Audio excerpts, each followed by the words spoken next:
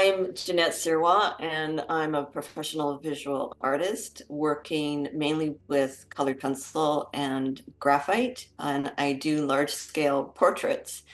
And usually the portraits incorporate some form of writing in them. And I also use a mixed media in there. Portrait drawing is actually not something that I come to easily. I struggle quite a bit with making sure that my proportions are correct, as opposed to other subjects, which are probably a little bit more still life work. So I think the challenge actually, because drawing was a fairly easy for me to start off with, and I think portrait drawing actually was the challenge that I really needed as an artist to grow myself. As I have moved on with portrait drawing and working with models that I hire for different series that I'm working on, it has become absolutely an incredible journey meeting the subjects and the models, because there's always something that's related to the conversation. So I'm always trying to talk about something with my portrait work, and meeting my models and talking about their journey has been an absolute honor for me. We get exposed in university doing a BFA to all sorts of different kinds of materials, painting again, which is kind of a main focus often. But I found that the painting, which I loved, I was doing more abstract work with it. And the flexibility of a paintbrush didn't actually lend itself well to my very, very tight control of the subject matter that I was interested. And yes, you can do very detailed work with painting, but somehow I just hooked into colored pencils. And eventually, when I left my full-time teaching position in 2011, I picked it up again, and I discovered professional colored pencils were quite a bit different from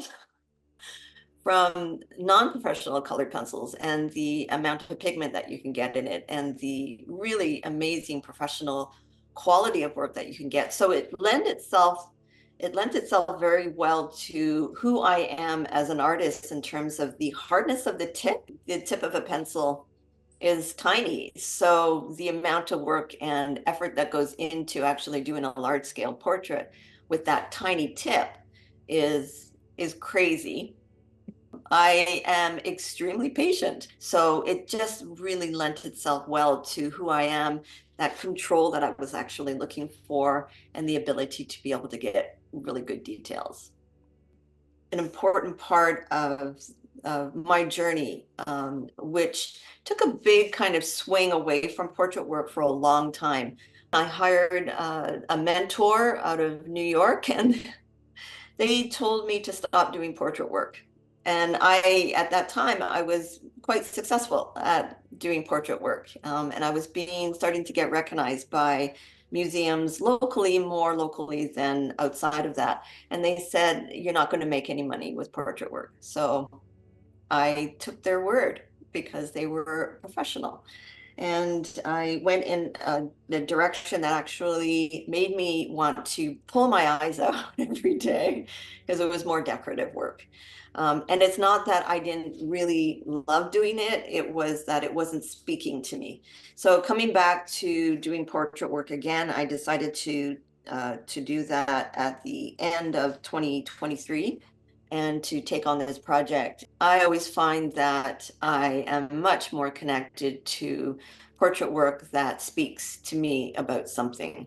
The portraits that you see behind me are part of a new series called On the Table, and they're a look at the situation of the LGBTQ community right now. So all of my subjects are people who identify within that community. And what I asked them to do was to bring the text, bring their own text, and they could bring anything that they wanted. They knew what the project was about.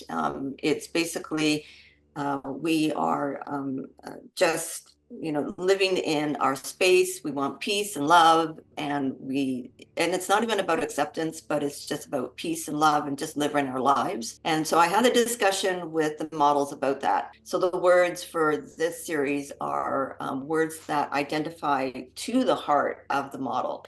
The subject wears all the same clothes, so they're all white t-shirts or white top of some kind, to keep it really, really simple. They all bring something. You can see that this model has even brought a dog. And I said, if you want to bring an animal, you're more than welcome, because what we're bringing to the table is the thing that connects us from one person to another. So the simplicity of the thing of the dog is we all have a dog. So people within the LGBTQ community have dogs. We live our lives. We want peace and love and the simplicity of just being happy in our lives. And yet there's so much pushback about all of the things within the LGBTQ community, particularly with trans people. It's horrific what's going on. So the project is just simply about, these are the things that we bring to the table. It's no different from what any other person brings to the table. We're all looking for the same thing. So it's a fairly simple message, but hopefully powerful enough that I do get in some shows. Yeah, it'd be nice. We'd like to thank Jeannette Sirois for the interview, and of course all of you for watching. There are 5 more portrait artists featured in this Beyond the Face series, plus plenty more enlightening videos to be found on our YouTube channel and at opusartsupplies.com.